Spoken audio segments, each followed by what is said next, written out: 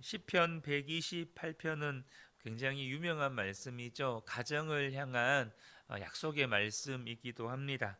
특별히 이 시편 128편의 핵심 메시지는 가정을 향한 하나님의 축복의 메시지입니다. 하나님은 우리의 가정을 정말 중요하게 생각하십니다. 그렇기 때문에 가정에 복을 주시겠다고 하시는 것이죠. 저와 여러분도 마찬가지로 우리의 가정을 중요하게 여기셔야 합니다. 하나님이 가정에 복을 주시는 것만 생각해서는 안 된다는 거죠. 우리 스스로가 가정을 중요하게 생각하지 않으면 하나님도 우리에게 가정에 복을 주실 수가 없습니다. 안타깝게도 많은 분들이 가정이 중요한 것은 다 알지만 실제로 가정의 행복을 위해서 살지는 않는다는 것입니다. 다들 바빠요. 근데 말들은 가정을 잘 건사하기 위해서 바쁘다고 말합니다. 하지만 실상 바쁜 걸 보면 직장의 일 때문에 바쁘고 아이들은 공부 때문에 바쁘고 이렇게 여러 가지 일들로 인하여서 바빠요. 그러면서 가정은 아무래도 등한시 되게 되죠. 결국에는 그렇게 내가 가정을 잘 건사해 보겠다고, 가정을 위해서 뭔가 해 보겠다고 했던 그런 열심과 수고 때문에 나중에는 피눈물을 흘리게 되는 경우들을 보게 됩니다.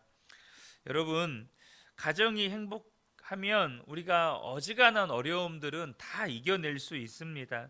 그러나 가정이 무너지면 아무리 돈을 많이 벌고 또 세상에서 성공해서도 그 인생은 무너지게 됩니다. 그렇기 때문에 가정의 복은 너무나도 중요한 것이죠. 도대체 어떤 것이 가정의 복입니까? 오늘 2절부터 6절을 보면 네 가지 복에 대해서 이야기를 하고 있습니다. 2절을 보면 수고한 대로 먹는 복이고요. 3절은 부부 사이 그리고 부모와 자녀 사이에 화목하고 사랑이 넘치는 복을 말씀하십니다. 5절을 보면 예배와 말씀을 통해서 하나님의 은혜가 가정에 임하는 복을 말씀을 하고 계시고, 또 6절을 보면 오래오래 살면서 자손들을 보고 장수하는 복을 말씀하십니다. 우리가 가정을 살펴볼 때 이런 복이 있는가라는 것을 살펴보는 것이 중요합니다. 그런데 시편 128편에 하나님께서 가정을 이렇게 복 주신다고 말씀하시는데 더 중요한 건 뭐냐면 이런 복을 도대체 누가 받게 되느냐는 거예요. 누가 이런 복을 받게 되느냐? 바로 1절과 4절에 하나님을 경외하고 하나님의 말씀대로 사는 사람이라고 말씀을 합니다. 1절에 주님을 경외하며 주님의 명령에 따라 사는 사람은 어느 누구나 복을 받는다. 또 4절에 주님을 경외하는 사람은 이와 같은 복을 받는다라고 말씀을 합니다. 여러분, 우리가 가정의 행복을 위해서 사는 것이 중요하지만 가정의 행복은 열심히 산다고 해서 주어지는 일이 아니라는 겁니다. 오히려 잘 살아보자고 열심으로 싸우는 가정도 있습니다. 여러분, 그렇다고 해서 가정이 행복해지는 게 아니라는 거죠. 이 시편 128편이 말씀하시는 게 뭡니까? 가정이 하나님이 주시는 복을 받으려면 하나님과의 관계가 바르게 되어야 한다는 것입니다. 어떤 남편은 내가 그렇게 뼈 빠지게 일해서 돈 벌어 왔는데 집안꼴이 이게 뭐냐 이렇게 말하는 남편들도 있고, 또 어떤 아내는 내가 그렇게 말하는데 왜 내 말을 안 듣느냐 이렇게 말하는 아내도 있습니다. 그러면서 싸우는 거죠. 그러니까 가정의 복이 어디에서 오는지를 모르니까 가정의 행복을 위해서 열심히 사는데 오히려 가정은 더 불행해지고 망가지고 또 이렇게 비참해지는 거죠. 중요한 핵심은 내가 가정의 행복을 위해서 얼마나 수고하고 헌신했느냐가 아니고 하나님을 경외하고 하나님의 말씀대로 살았느냐 하는 것입니다. 이것이 가정에 하나님의 복이 임하는 핵심이라는 거예요. 내가 얼마나 가정을 위해서 헌신했느냐로 말미암아 가정에 복이 임하는 게 아니고, 내가 얼마나 하나님을 경외하고 말씀대로 살았느냐로 말미암아 가정에 복이 임한다는 것입니다. 하나님을 경외하고 하나님의 말씀대로 살라는 것은 어떻게 하라는 것입니까? 여러분, 사사시대 때 이스라엘 백성들의 죄가 무엇인지를 아시죠? 당시에 왕이 없었으므로 사람들이 자기의 소견에 옳은 대로 행하였더라. 바로 이것이 사사시대 사람들이 하나님 앞에 범했던 죄입니다. 왕을 부정하는 거죠. 무슨 왕이요? 하나님이 우리의 왕이시라는 걸 부정하는 거예요. 하나님이 나의 왕이시라는 것을 부정하는 것입니다. 그리고는 자기 마음대로 사는 거죠. 하나님을 경외하고 하나님의 말씀대로 살라는 것은 방금 말씀드렸던 사사시대 때의 죄와는 반대로 살라는 것입니다. 내가 가정의 행복을 위해서 그렇게 애썼는데 우리 가정이 지금 왜 이러나 라는 생각이 든다면, 내가 정말로 내 생각에 옳은 대로 행하면서 살지는 않았는가를 먼저 돌아보셔야 한다는 겁니다. 아무리 잘해보자고, 정말 가정을 바르게 건사해 보자고 노력을 했어도 내 생각이 옳은 대로 말하고 행동했다면 하나님이 그 가정을 복주실 수 없고 그 가정을 책임져 주실 수가 없다는 겁니다. 왜요? 가정의 왕이 하나님이 아니거든요. 내 마음대로, 내가 옳은 대로, 내 생각대로 말하고 행동했다는 건 우리 가정의 왕은 나라는 거예요. 이제부터 저와 여러분이 가정생활의 중심을 철저하게 바꾸셔야 한다는 겁니다. 내 생각에 옳은 게 아니고 하나님이 뭐라고 말씀하시는가, 하나님은 어떻게 생각하시는가, 하나님은 무엇을 원하시는가. 그래서 우리 가정에 왕이 계신다, 우리는 왕을 모시고 산다, 그렇게 하나님께 항상 귀를 기울이고 하나님이 뭐라고 말씀하시면 무조건 순종한다, 그렇게 저와 여러분이 살아가셔야 한다는 겁니다. 그러면 반드시 이 시편 128편에 하나님께서 가정에 약속하신 복이 그대로 우리들에게 임하게 된다는 것이에요. 시편 128편에서 첫 번째 언급한 복이 수고한 대로 먹는 복입니다. 그런데 자기 생각이 옳은 대로 생각하고 사는 사람은 그것이 복이라고 느껴지지 않습니다. 수고하고 일해서 먹는 복이 무슨 복이냐? 일 안 해도 돈 버는 게 복이지. 지금 이 시대에 살아가고 있는 수많은 사람들이 생각하는 복은 일확천금을 얻는 겁니다. 횡재를 하는 거죠. 말 그대로 불로소득을 얻는 겁니다.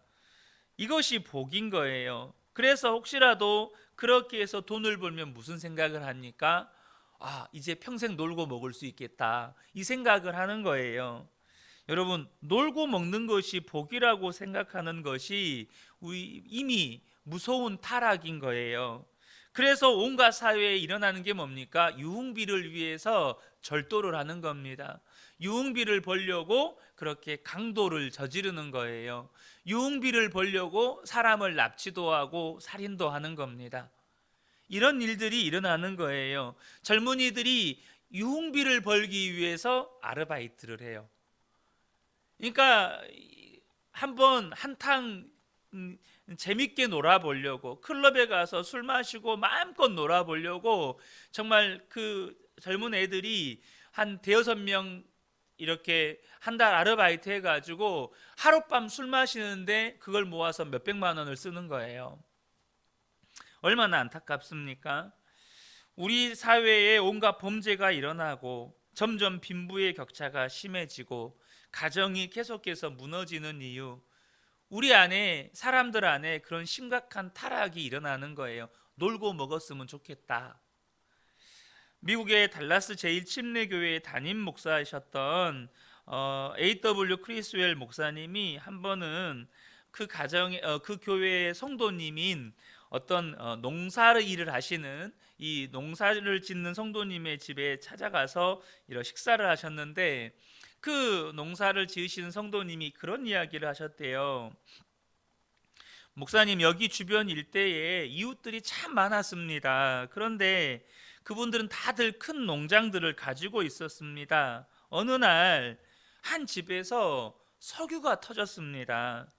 그래서 집집마다 석유 시구를 했는데 석유들이 터져 나온 그 집들마다 엄청난 돈을 받고 땅을 팔고 다 도시로 이사를 했다는 거예요. 그런데 그 석유가 딱 그 성도님 집 앞에서 끝이 난 거예요. 우리 집만 석유가 안 나오는 겁니다. 그래서 40년 동안 여기서 농사만 짓고 살았습니다. 그런 거예요. 이웃들은 다 석유가 터져가지고 어마어마한 돈을 받고 그 땅들을 다 팔고 도시로 갔는데 자기 집 앞에서만 딱 석유가 끝났을 때 참 나는 복도 없다 이런 생각을 한 거죠. 그때는 왜 우리만 이렇게 불행한가 하고 한탄했습니다. 그런데 돈을 엄청나게 많이 가지고 도시로 떠났던 이웃들은 하나같이 다 이혼하고 자녀들은 타락하고 다 망가졌습니다. 이곳에서 농사 짓고 사는 우리 가정만 부부가 믿음 안에서 서고 자녀들은 다 견고하게 성실하게 살고 그리고 정말 행복한 가정을 이루고 살고 있습니다 라고 고백을 하신 거예요. 여러분, 가정에서 돈 하는 것은 하나님이 가정의 왕이라는 것을 부인하는 겁니다. 돈 좀 많이 벌어와라. 돈이 없으니까 지금 우리가 이러지. 실상 그들에게 하나님은 돈인 거예요. 돈 문제 때문에 싸우고 돈 문제 때문에 갈등하는 걸 멈춰야 한다는 겁니다. 여러분, 성경이 말하는 복은 뭡니까? 일한 만큼 벌어서 먹는 것이 복이라는 거예요. 에덴 동산에서 하나님께서 이제 아담과 하와를 살게 하셨는데 성경을 잘 모르는 사람들은 아담과 하와가 에덴 동산에서 일 안 하고 마음껏 놀고 먹고 살았다고 생각을 해요. 그런데 여러분, 하나님께서 성경을 보면 하나님께서 에덴 동산을 만드시고 사람을 그곳에 두시고 어떻게 하셨다고 말씀하십니까? 경작하게 하셨다라고 말씀하십니다. 물론 수많은 과일들이 있어서 그것을 따 먹었지만 하나님은 분명히 에덴 동산에서 노동하게 하셨다는 거예요. 그러니까 여러분, 일하는 것은 복이라는 겁니다. 하나님께서 복 주신 땅에서 일하는 게 복이라는 거예요. 자녀들에게 큰 재산을 남겨서 일하지 않고 놀고 먹게 만드는 건, 물론 우리 근혜교회 성도님들 가운데 내 자녀들 돈 많이 남겨줘서 놀고 먹게 만들어줘야겠다 이런 분들은 한 분도 안 계시리라고 믿습니다. 그러나 그런 생각 자체가, 혹은 그렇게 한다면 그것이 자녀의 인생을 망치는 지름길이라는 거예요. 하나님이 주시는 복을 얻지 못하게 만드니까요. 하나님 주신 복은 뭡니까? 일하고 수고한 만큼 먹는 거예요. 수고한 대로 하나님께서 얻게 하셔서 그걸로 먹고 살게 하는 게 복이라는 겁니다. 실제로 내가 수고했는데 내가 수고하고 일한 만큼 먹지 못하는 경우가 얼마나 많습니까? 하나님이 은혜를 주셔야 내가 수고하고 일한 대로 먹을 수 있어요. 지금 전 세계에 하루에 1달러 미만으로 생활하는 사람들이 얼마나 많은지 모릅니다. 11살, 12살, 10살 미만의 아이들이 도끼나 곡괭이 들고 와가지고 망치 들고 와서 하루 종일 벌목하거나 돌 깨가지고 받는 돈이 겨우 1달러 정도 되는데, 그거 가지고 가면 줄줄이 딸린 식구가 7, 8명씩 있어요. 그러니까 고구마 3개, 뭐 감자 몇 알, 이걸 가지고 가서 그거 삶아가지고 그 7, 8명 되는 동생들, 일 못하는 할아버지 이렇게 나눠 먹는 거예요. 여러분, 그러니까 일한 대로 수고해서 먹지 못하는 게 얼마나 큰, 여러분, 이게 아픔이고 고통인지를 모른다는 겁니다. 하나님이 은혜를 주셔야 내가 수고하고 일한 대로 먹고 살 수 있다는 거예요. 이 점을 우리가 명확하게 해야 한다는 겁니다. 생각을 하나 해도 하나님이 생각하시는 것을 우리가 생각해야 한다는 거예요. 여러분 꼭 기억하시면 좋겠습니다. 하나님이 가정의 왕이 되셔야 가족들이 화목하게 살 수 있고 하나님이 주신 복을 누리게 될 수 있다는 겁니다. 왜 우리가 행복하자고 결혼해서 자녀도 낳고 사는데 그렇게 싸울까요? 그것은 결국 누가 잘했냐 잘못했느냐 따지느라고 싸우는 거죠. 내 생각이 옳은 대로 그렇게 말하고 행동하니까 부부간에 싸우게 되고 또 자녀간에 또 자녀와 부모 사이에도 싸우게 되는 겁니다. 이것이 가정을 빠르게 망치는 첩경입니다. 저와 여러분이 정말로 행복한 가정을 원한다면 옳고 그름에 대한 판단은 주님께 맡겨야 합니다. 왜 그렇습니까? 성경은 분명히 말씀하셔요. 재판장은 주님이시다. 심판자는 주님이시다. 물론 여러분 궁극적으로 주님이 다시 오시면 선악간의 모든 인생들을 하나님이 심판하실 겁니다. 근데 여러분, 주님이 재판장이라는 말은 심판의 날에만 주님이 재판장이라는 말이 아닙니다. 우리의 삶의 모든 선악간의 나눔, 선악간의 구분하시는 재판장은 예수 그리스도시라는 거예요. 그러면 여러분, 옳고 그름을 주님께 맡기면 우리는 뭐 하는 겁니까? 주님이 하라는 대로 하는 겁니다. 주님이 뭐라고 말씀하시는가? 부부싸움을 할 것 같을 때 주님은 뭐라고 말씀하시는가?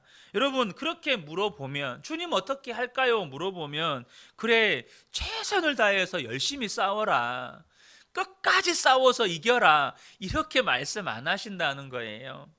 주님은요, 여러분, 우리가 적어도 지금까지 신앙생활을 해왔고 말씀을 수없이 들어왔다면 주님 생각만 해도 주님이 뭐라고 말씀하시는지 알아요. 뭐라고 말씀하실까요? 용서해라, 네가 잘못했다 그래라, 네가 먼저 손 내밀어라. 여러분, 이게 뭐 금식기도 해보고 물어봐야 주님이 말씀해 주시는 겁니까? 우리는 이미 우리 안에 계신 성령님께서 끊임없이 우리 마음을 불편하게 하면서 그만 멈추라고, 그만 용서하라고 그렇게 말씀하신다는 걸 우리는 잘 압니다. 여러분, 중요한 것은 주님이 가정의 왕이시면 용서하고 또 용서하고 용서하는 삶을 살게 된다는 것입니다. 우리 가정이 정말 복이 있는 비밀은 주님이 왕이 되실 때 용서하고 용서하는 데 있다는 거예요. 특별히 자녀들과의 관계에서 부모들이 자주 하는 실수가 잔소리이죠. 사람이 잔소리를 해서 바뀔 것 같으면 성경에 여러분 분명히 하나님께서는 자녀들에게는 잔소리로 가르쳐라 이렇게 기록해 놓으셨을 거예요. 그런데 여러분 다 경험해 보셨잖아요. 자녀들은 잔소리 한다고 해서 절대 바뀌지를 않습니다. 소용이 없다는 거죠. 오히려 잔소리가 자녀들을 더 망가지게 하는 경우들을 우리는 쉽지 않게 접하게 됩니다. 우리가 말 한마디를 해도 왕이신 주님의 다스림을 받아야 한다는 겁니다. 어느 여성도님이 남편을 전도하려고 그렇게 애를 썼는데, 그래서 예수 믿자고 우리도 신앙생활해서 가정이 잘 돼보자고 그렇게 남편에게 요청을 했지만 그렇게 말하면 할수록 남편은 더 빗나가는 거예요. 왜냐하면 그렇게 말하다 보면 변하지 않는 남편의 모습 때문에 슬슬 짜증이 올라오는 거죠. 그러면서 말 실수가 나오고 또 실언도 하고 또 너무 지나치게 말을 하기도 하고, 그러면서 남편의 마음은 더욱더 굳어지고 닫아지는 거죠. 어떻게 해야 하나 하면서 하나님 앞에 묻고 기도했더니 너 말하지 말고 전도해, 이렇게 말씀을 하시는 거예요. 어떻게 말을 않고 전도를 하죠? 생각해 보니까 길이 있더라는 거죠. 그래서 남편에게 말하지 않고 전도 편지를 쓰기 시작했습니다. 편지를 쓰다 보니까 말에 절제가 생기고 표현도 다듬어지는 거예요. 그리고 정말로 남편을 사랑하는 마음이 글에 담겨서 남편에게 전달이 되는 겁니다. 그것을 남편이 보기 시작했습니다. 하루가 되고 이틀이 되고 한 달이 되고 두 달이 되고 석 달이 되고 어느 순간 남편이 함께 교회를 나오기 시작하는 거예요. 여러분 정말 지혜로운 거죠. 예수님을 왕이시라고 한다는 말은 이와 같은 겁니다. 말 한마디를 하더라도 예수님이 왕이시니까 그 예수님의 다스림을 받고 말하는 것입니다. 사랑하는 성도 여러분, 기억하시면 좋겠습니다. 우리 가정마다 왕이 계십니다. 우리 가정에 예수님이 왕이 되실 때 내 생각대로, 내가 하고 싶은 대로, 내 마음대로 말하고 행동하지 않고 주님의 다스림을 받을 때, 그래서 오직 하나님을 경외하고 하나님의 말씀대로 살아갈 때 그 가정에 하나님이 약속하신 복이 임하는 것입니다. 저는 우리 근혜교회 모든 성도님들의 가정에 오늘 이 시편 128편에 기록된 하나님의 약속의 축복이 충만하게 임하시는 은혜를 누리시기를 예수님의 이름으로 축복합니다. 아멘. 기도하겠습니다.